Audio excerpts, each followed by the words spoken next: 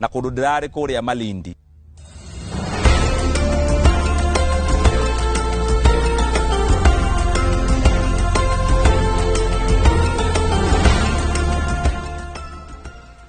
And honorable members, we can only succeed together. Because what Nairobi needs now is not another round of speeches. It is not another cycle of blame.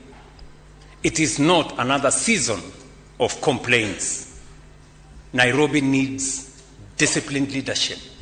Nairobi needs order. Nairobi needs execution. Nairobi needs results. And that is exactly what we intend to deliver together. I have listened carefully to what Kenyans say about our city. I have heard their frustration. I have heard their disappointment. I have heard their anger sometimes. And I have heard that residents say, what businesses say, what visitors say, what investors say, and what Kenyans in the diaspora say when they compare Nairobi with other cities across Africa and beyond. And the truth is this: many of them are right. They are right to ask why our capital still struggles with basic urban order. They are right to ask why growth has not been matched by planning. They are right to ask why this city, with all its importance, has so long looked and functioned below its status. They are right. They are right to demand better. From fewer than 300,000 people in 1960, Nairobi has grown into a city of close to 5 million residents, swelling even further during the day. But this growth has not been matched by the infrastructure, the systems, planning discipline, and service delivery that a modern metropolis require. Your governor here keeps reminding me discussions he's had with other mayors and county governors on the kind of resources they deploy for residents to get what is rightfully required of a modern city. More than 60% of residents live in this city of ours in informal settlements. The honorable members seated here will bear me witness. Every member here, majority of every member here, has a slum in their ward. Some of the wards are slums 100%. Access to piped water remains inadequate and unreliable. Sanitation and sewage systems remains under severe strain. Mobility is constrained by congestion and insufficient transport infrastructure. Environmental degradation and encroachment have made flooding more destructive. Spatial inequality, unemployment, and exclusion continue to fuel insecurity and vulnerability in parts of our city. I remember when I visited Mathare, Mabatini to be specific, where this member represents. I didn't sleep that night, I must admit, seeing what I saw in Mabatini. And it is the reason why today we are building a modern school in Mabatini.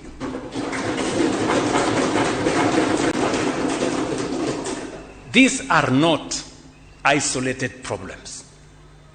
These are symptoms of a city that has for too long been managed reactively instead of strategically. And we must also say this without fear. There are people who benefit from this dysfunction.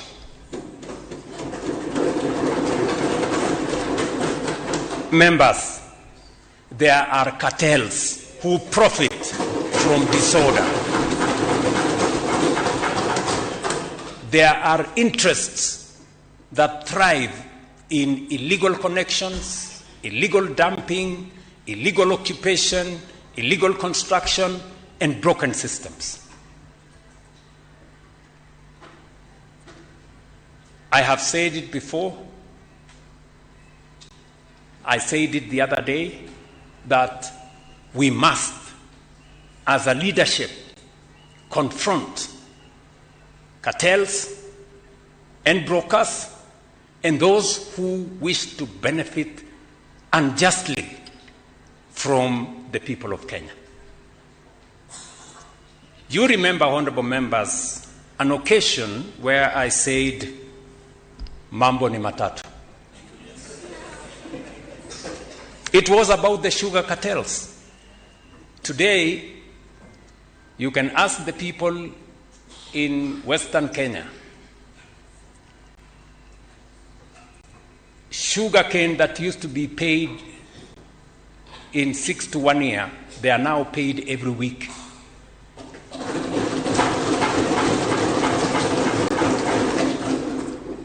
Workers working in sugar companies that used to be paid by government, they are now paid by factories every month. And we are well on course to being not just a sugar sufficient country, we will be a sugar exporting country in the next 2 to 3 years. That is what confronting cartels gives us. We have confronted the fertilizer cartels, including those who sold stones to us as fertilizer. They are no longer in office. We have confronted the coffee cartels that made it impossible for farmers to earn any decent return for their coffee.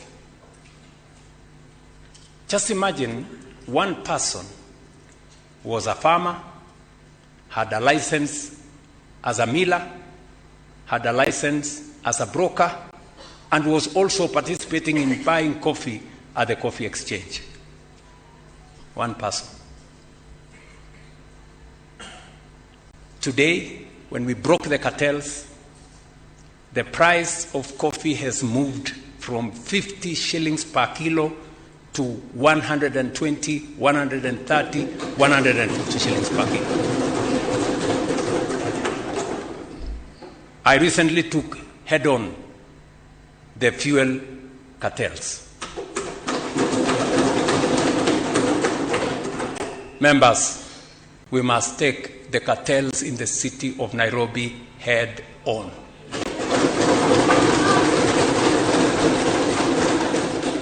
Whoever they are, however powerful they may be, it is your responsibility, that of the county government, and you have the national government support to deal with it.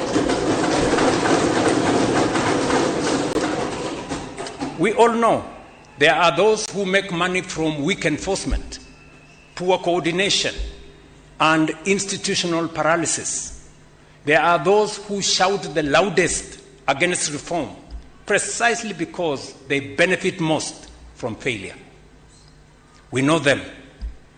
You know them. And let me be very clear today. Under this administration, the era of appeasing cartels at the expense of the public interest must come to an end.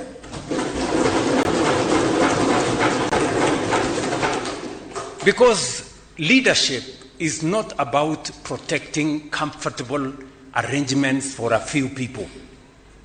Leadership is about delivering justice, dignity, order, and opportunity for the majority. That is what leadership is. And that means some hard decisions will have to be made.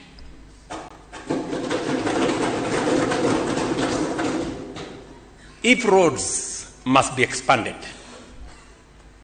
they will be expanded. If enforcement must be, encroachments must be removed, they will be removed.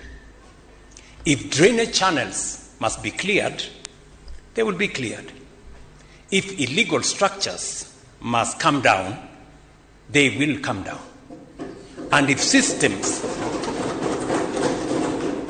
must be reorganized to restore order, they will be reorganized. We, honorable members, must stop doing anything otherwise. We cannot demand world-class infrastructure while defending lawlessness. We cannot cry about floods and then resist drainage works. We cannot complain about congestion and then oppose road expansion. We cannot demand cleanliness while protecting illegal dumping. We cannot ask for order while resisting every intervention required to create it. Progress, friends, has a cost. Reforms has a cost. Order has a cost. But you know what? Disorder also has a cost.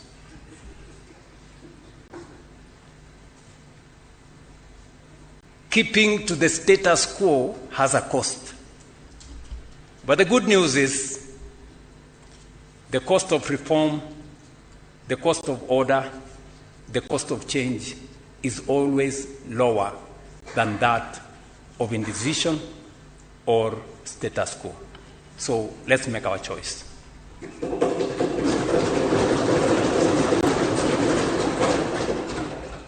And for us who are seated in this auditorium, I'm speaking to you as president and as a friend.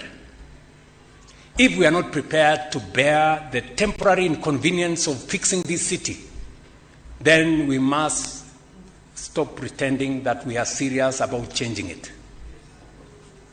Sindio, marafiki? Yes.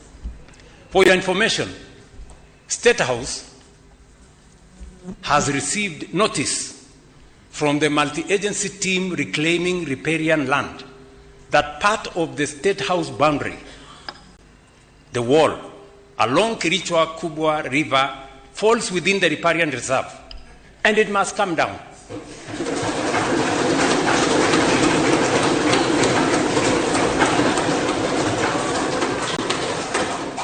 Yes, it must come down. They have told me at least 15 meters from the high mark. And I promise you that wall will come down. Honorable members, the great cities of the world did not become great by accident. They became great because leaders like the ones seated in this assembly chose discipline over disorder, long-term planning over short-term politics, and public interest over private convenience. A serious city guarantees mobility. It guarantees water, sanitation, safety. A serious city plans where people live, how they move, how they trade, and how infrastructure supports growth.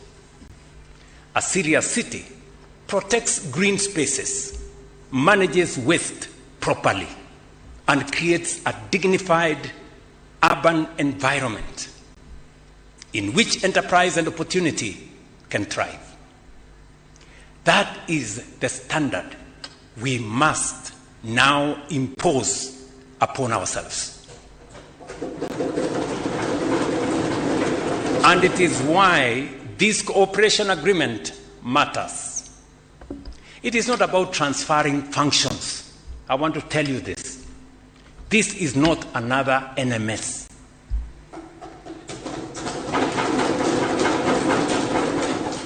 It is not about weakening devolution. It is not about confusion of mandates. It is about ending fragmentation and restoring coordinated delivery in the one city where failure carries national consequence. Yes, the failure of this city is not just about Nairobi. It carries a national consequence. It matters to Kenya. This framework is fully anchored in the Constitution and the law. Article 6.2, as was read to us by the Speaker, is clear that two levels of government are distinct yet interdependent and must conduct their relations through consultation and cooperation. Article 189 requires both levels of government to work together and provide for structured collaboration. The Urban Areas and Cities Act recognizes the special status of the capital city. The Intergovernmental Relations Act provides for joint committees and intergovernmental coordination between the city of Nairobi and the national government. And under this cooperation agreement, formalized on the 27th of February 2026, this year, during the inaugural Joint Steering Committee, we now have structured implementation platform backed by an initial Kenya shillings 80 billion to drive feasible and measurable transformation in the city of Nairobi. Honorable members, we are delivering a safer city through the installation of 50,000 street lighting points, new ones. We are agreeing with the city government of Nairobi, and I believe that the honorable members in this assembly will participate in making sure that the right areas are served. We will be including another 40,000 existing lights, which today don't work, and the installation of another 10,000 new solar and smart street lighting. So eventually, we will be looking at 100,000 lighting points in the city of Nairobi. Fabrication is already underway. Installation begins this month, April.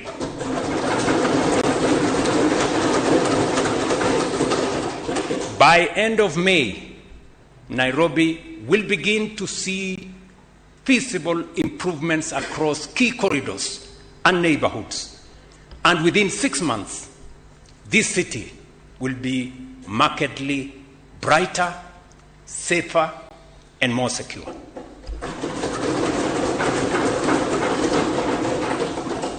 I am saying this to the representatives of the people of Nairobi so that you can hold us to account. We are also extending safe electricity through last-mile connectivity in informal settlements, beginning this month with Hospital Ward, and moving into Kibra, Korogosho, Mathare, and Kamukunji within the next 90 days.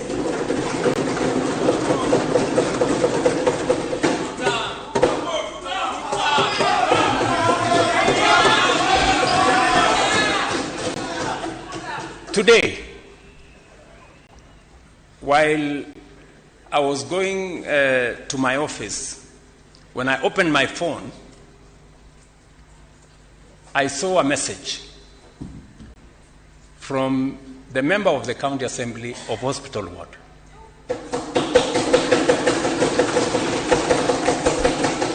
My good friend Mark there. And in that message, he was confirming that he has seen the steps being made towards actualizing.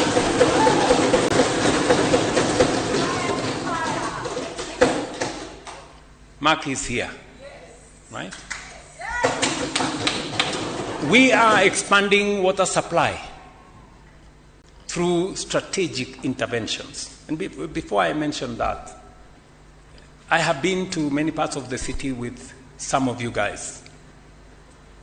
And we know how a neighborhood whose lights have been switched off, we know how it looks. In the heart of the city, to have a neighborhood that has no light is an indictment on us as leaders. That is what we seek to correct. On matters water, I have said, including Ngedu Kigiri Waterworks, we are changing so that we can add 50,000 cubic meters of daily water supply. The Gigiri Shauri-Moyo evacuation corridor is also being advanced to stabilize supply in high demand zones, including areas supporting affordable housing development. We are deploying a budget from the Ministry of Water, working together with the county government to make sure that we realize this. On sanitation, we are undertaking what should have been done many years ago. We are building 2 parallel 27-kilometer trunk sewers along the Nairobi River corridor. We are developing a 60,000 cubic meter per day treatment plant and expanding last-mile sewer connectivity, and also supporting the long-term expansion of sewage systems for this city. You all know I have visited those areas with you. Oscar, you remember, we were in your corner. Ringo there, you know, we were in your corner. I was there with you. It was in your ward that we entered the sewer line. You know, sewer line big enough for that tall man to go in, standing. That is what we should have done many years ago. We're now doing it because it is never too late to do the right thing. On roads and drainage, we are implementing a 247-kilometer urban roads program for the city of Nairobi. Many people would ask me, where is 247 kilometers in the city of Nairobi? Yes, there is. The first phase of 63 kilometers is already ongoing and expected to be completed in the next 2 months. When I came here, I saw my friend Kados. Yes. And Kados confirmed to me that what I am saying here is going on in his ward. In fact, he was telling me that road is being built day and night. Yes. Correct, Kados? Yes. So I'm not talking stories, friends. We are matching what we are saying with what we are doing. Another 58 kilometers commenced this month, and subsequent phases are being funded to begin without any delay. This will be complemented by drainage interventions in identified flood hotspots so that we can stop managing floods as annual surprises and start treating them as infrastructure failures that must be fixed.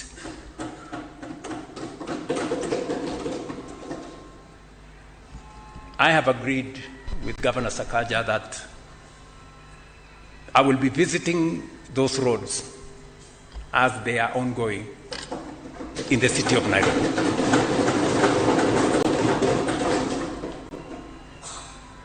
Because we have many naysayers. So we want to actualize what he said, seeing is believing. Solid waste management, one of the clearest symbols of Nairobi's disorder, is also being fundamentally overhauled. The Nairobi City County government will provide, actually has already provided, 100 acres of land for a material recovery facility and multiple transfer stations across the city. Work is already underway at Dandora, where 40 trucks are on site clearing legacy waste, and additional capacity is being mobilized. My good friend from Dandora, I saw him, the member of parliament for the county assembly.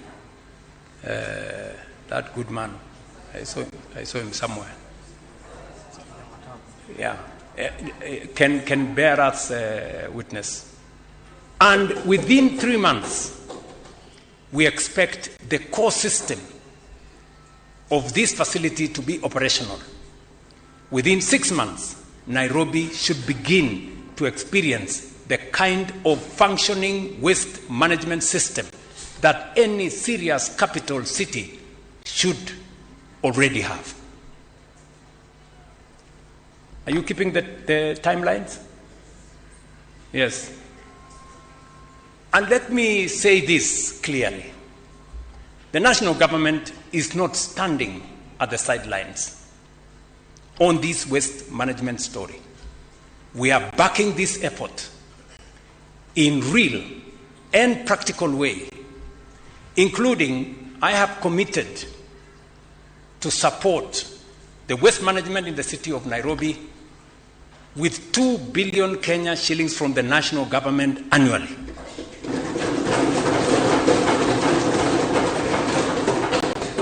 Because we must clean this city. As I campaigned in the city of Nairobi, I made a commitment that we are going to clean this city. Because it is not just a city issue. It is a public health issue, an environmental issue, a dignity issue, and a national image issue. We are also modernizing markets because Nairobi's economy is built not only in boardrooms and office towers, but more in markets, workshops, stalls, transport corridors, and trading ecosystems where ordinary Kenyans struggle and strive every day.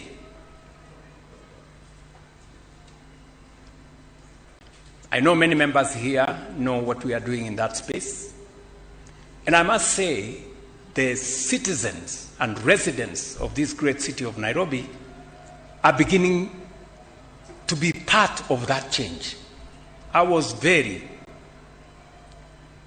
touched when I saw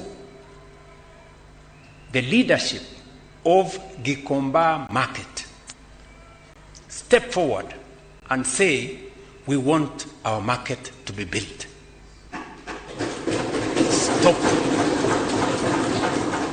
Stop the politics. We want our market to be built. You know, the leadership of Gikomba Market came to see me. They came and I had a long chat with them. They told me, Mr. President, when it rains in Nairobi, we cannot go and do our business. We have to wear gumboots. Our customers cannot get to our stalls. Our stalls, rain comes through. We cannot do business this way. I am putting public resources to change Gikomba. And I am committed. The people I am struggling with are land grabbers. People who have taken public land and made their own. And let me tell you, good people, we have to confront this head on. We are going to transform Gikomba. In the next 6 months, you will see another Gikomba at this capacity. And that is just phase one. Then I have another, that phase one will cost us about 800 million. And then we will put in another 3.8 billion. And then I'm going to put in another 5 billion shillings. Because Gikomba is a national market. People come from Meru. People come from Murang'a. People come from Busia. People come from Homa Bay. People come from every part of Kenya to Gikomba to get their wares. Surely, when a leader goes and mobilizes people in Gikomba and tells them, and I'm sorry, I'm not talking about anybody here. I'm just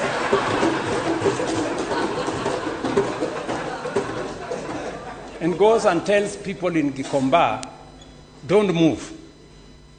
Continue to do your business in filth, in the mud. And that leader, they buy nothing from Gikomba. They never go to Gikomba to shop anything. When they finish talking in Gikomba, they will go to Sarit Center and do their shopping. They will go to the mall in Karen, the hub, and do their trading. Honestly, are we being fair? Surely. We want members of this assembly to be able to confidently walk to Gikomba and be part of the customers of the people, the traders in Gikomba, because their trading spaces are decent. And because a functioning city must also be a safe city, we will strengthen urban security through establishment of a Nairobi Metropolitan Police framework to support coordinated, responsive, and effective security management across the capital. You agree, honorable members, but that there are some parts of the city that become very difficult to go because of insecurity. And in further improving security in Nairobi, I have directed the Ministry of Interior to commence implementation within the next 60 days of enforcements to the Integrated Command and Control Communication Center in Nairobi. This will improve CCTV camera coverage across the city and accelerate digitization within our security services, including digital occurrence books, advanced data analytics, and artificial intelligence systems, all aimed at improving responsiveness, efficiency, and turnaround time in our police stations. Honorable members, what we are doing through this agreement is significant, but it is not also the full picture. Because even beyond this cooperation framework, the national government is making one of the largest and consequential public investment commitments ever directed at Nairobi. By the end of this month, the Nairobi metropolitan region had 93 ongoing and planned affordable housing programs and projects spanning houses, markets, and institutional accommodation. These projects will deliver 180,000 housing units and market stalls, with more than 112,000 already under implementation, and nearly another 70 more in the pipeline. In investment terms, that is over 220 billion in ongoing projects and another 139 billion in planned developments, bringing the total housing-related pipeline in Nairobi alone to well over 360 billion Kenya shillings in the city of Nairobi.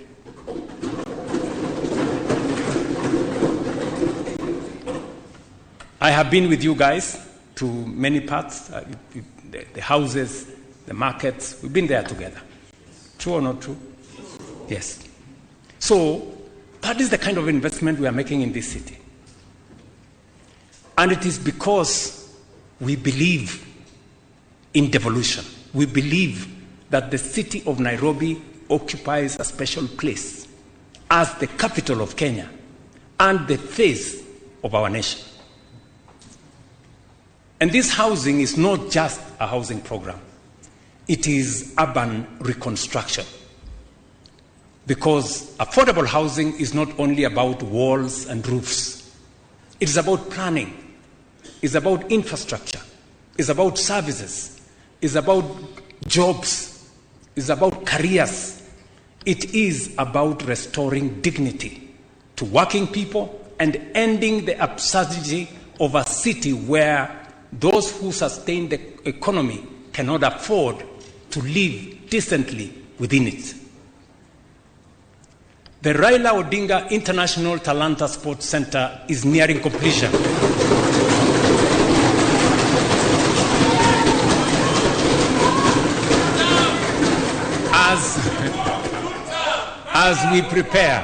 As we prepare for the 2027 AFCON tournament, the Bomas International Convention Complex is being developed to strengthen Nairobi's position as a premier MICE destination. Plans are underway to expand Jomo Kenyatta International Airport and reinforce Nairobi's role as the aviation gateway to our region. Tomorrow, God willing, I will be signing another agreement to establish what I told you, Sakaja, the Ujiri program. What is that Ujiri was trying to do? Nairobi Arena, here at the railway city. Critical roads infrastructure projects are ongoing to ease congestion and improve mobility across our city. And our investment is not only in concrete and steel, it is in people. In education, we are expanding classroom infrastructure to meet growing enrollment and improve learning environments for our children, where we allocated an additional 1 billion shillings in the last financial year for development of classrooms. Last week, I've gone to hand over the classrooms in Kawangware, in Dagoretti South, in Westlands. God willing, I wanted to do for Kibra and all the other places and Langata this week, and then move on to Makadara and all the other places.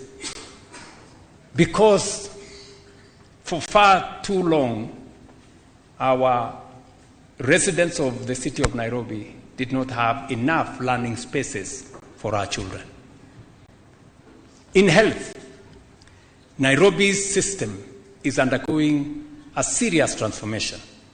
Today, 2.6 million residents are registered under SHA, and a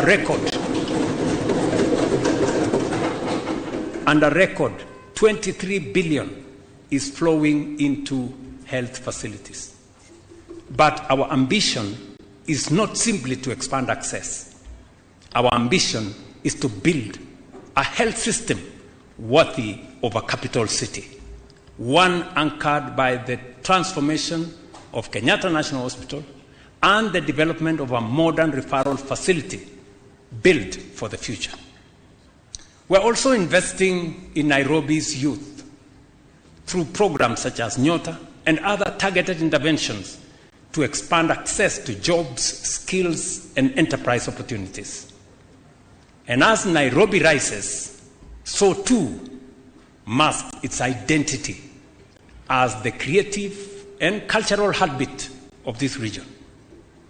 That is why we are advancing the Creative Economy Bill 2026 and putting in place an incentive framework to make Nairobi the sub-Saharan capital of film and content creation, a city where talent is monetized, creativity is industrialized, and young people can build livelihoods from the power of their ideas.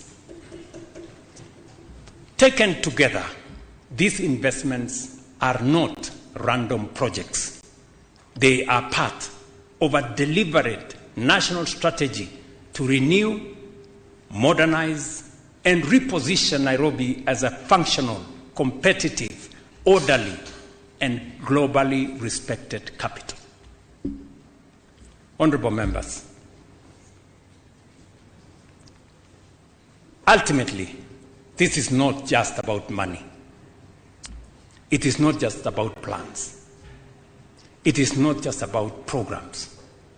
It is about leadership. Let me repeat, it's about leadership. That's what it is. That's what it boils down to.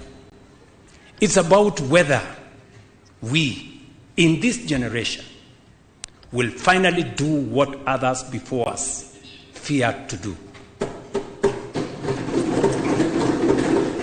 Will we, members, will we confront resistance when it comes?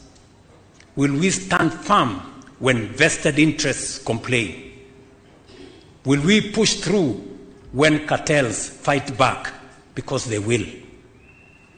Will we make the decisions that are right, even when they are not immediately popular? Or will we retreat into the same old cycle of hesitation, excuses, blame, and underperformance? These are the real questions before us. Because leadership is not tested when decisions are easy. Leadership is proven when the right thing is difficult.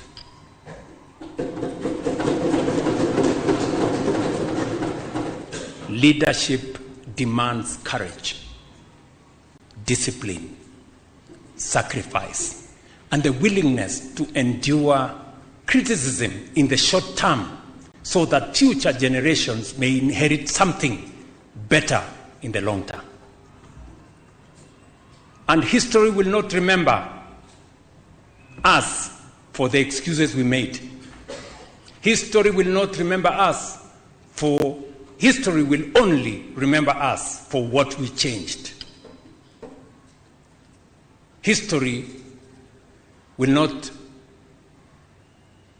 hold us to account when we fail to do the wrong thing. The responsibility, honorable members, is yours and mine today. And as I said earlier, it's never too late for us to do the right thing. So, let us not be the generation that inherited a great capital and left it broken.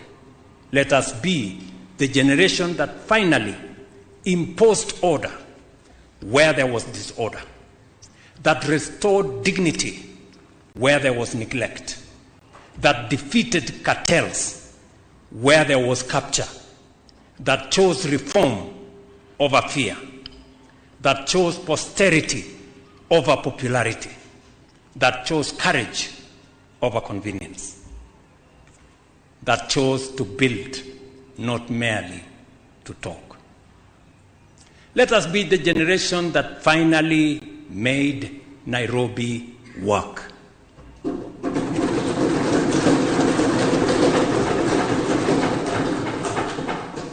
Let us do it now, firmly, unapologetically, and without turning back, together. Honorable members, I thank you for your kind attention. Thank you very much, and God bless you.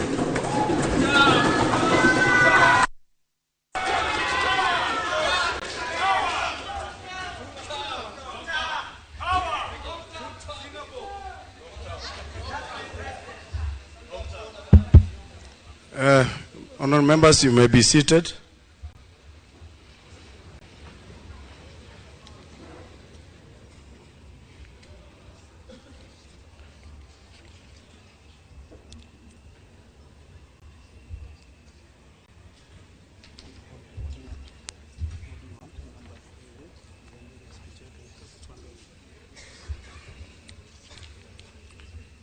Thank you, Your Excellency. Your Excellency, the President, honorable members, under our standing order number 27-4, with necessary modification, provides, and I quote, whenever an address is delivered, a member may, as soon as practicable, thereafter lay a address on the table of the County Assembly following the reading of such address. I therefore now call upon the Leader of Majority Party, Honorable Peter Imwatok, MCA, to lay address of Excellency the President on the table of the County Assembly and give notice of motion contemplated in Standing Order number 27-5. Kindly, Clerk, facilitate the Honorable Majority Leader. Get a speech from the President.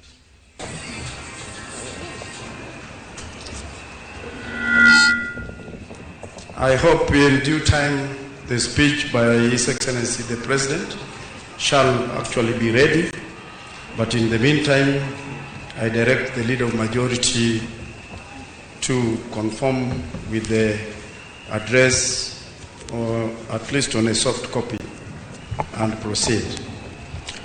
Your Excellency, the President of the Republic of Kenya, Dr. Somai William Ruto, the Governor of the Capital City, Arthur Johnson Sakaja, the Right Honorable Speaker, Ken Ngondi, allow me to lay the following papers on this table of this House, that pursuant to provision of Standing Order number 27-4, I beg to lay the following papers on the table of the Assembly today, Thursday, 9th April 2026.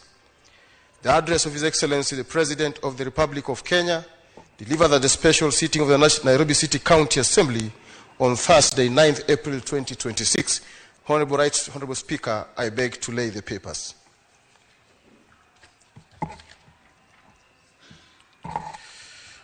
Honorable Speaker, before I proceed to give a notice of motion, allow me on my own behalf, on behalf of the members of the County Assembly of Nairobi, to express our sincere appreciation for honoring this assembly with your presence, Your Excellency the President. Honorable Speaker, it's an honor for this House, especially the second largest assembly in the Republic of Kenya, Your Excellency, to host you. I've been just asked by a member, are you comfortable seated next here?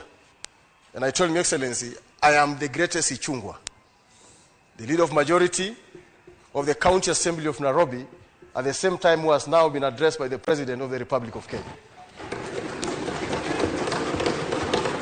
Wana Assembly wa Nairobi ni raha si raha? Wana UDA ni raha si raha? Ni two-term si two-term? Ukiweka kidole chini wewe shetani na kufuata. Ni two-term si two-term? Allow me, the Right Honorable Speaker, to appreciate that and say thank you so much, Your Excellency the President.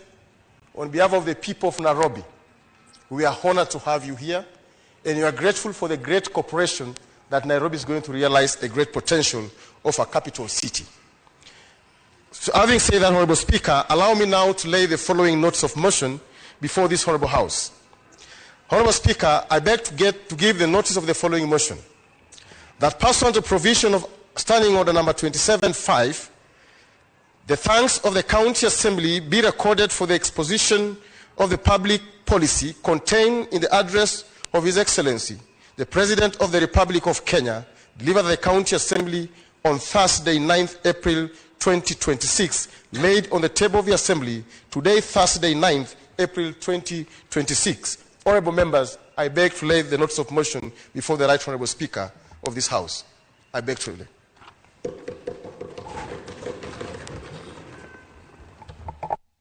Thank you, Leader of Majority. Honorable members, the papers laid stand committed to the House Business Committee for allocation of the business, and the notice stand given. Honorable members, please, I beg you be upstanding. Your Excellency the President, we have come to the conclusion of business of the day, and it is now time to adjourn. The Assembly now stands adjourned until Tuesday, 21st April 2026 at 2:30 p.m. Your Excellency the President, I request all members and all guests to remain standing in your places until the procession of His Excellency the President, His Excellency the Governor, and the Speaker leaves this chamber. Meanwhile, I would love to extend, as instructed by His Excellency the gesture, the wholeheartedly President, to host you, honorable members, for cocktail party at the State House at the rise of the Assembly.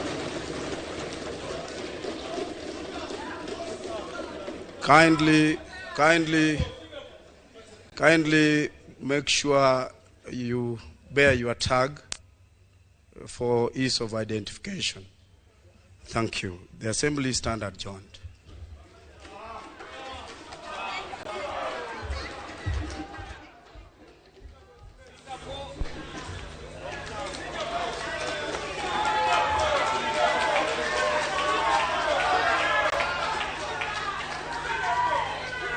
That concludes President William Ruto's speech, where President has addressed the gathering here in the County Assembly of Nairobi. The first